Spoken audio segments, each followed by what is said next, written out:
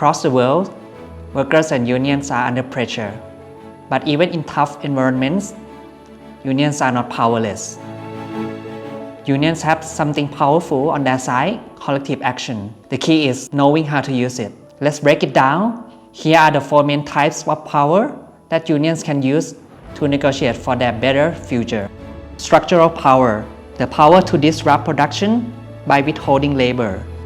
For example, dock workers refusing to unload cargo can stop entire supply chains and force employers to the table. Next, associational power, the collective strength of workers organizing and acting together. We have seen a small union that stood strong against giant companies because they had deep worker engagement. Third, institutional power that comes from legal rights and formal structures.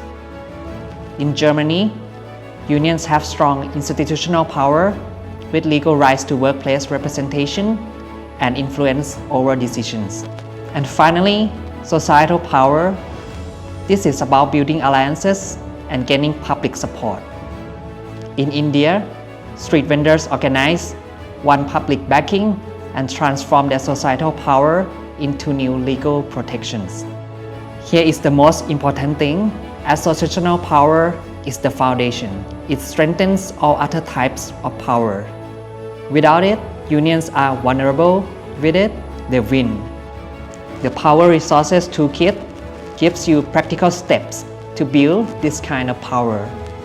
Whether you are organizing your workplace, planning a campaign, negotiating an agreement, or pushing for new laws, the toolkit helps you act together with strength.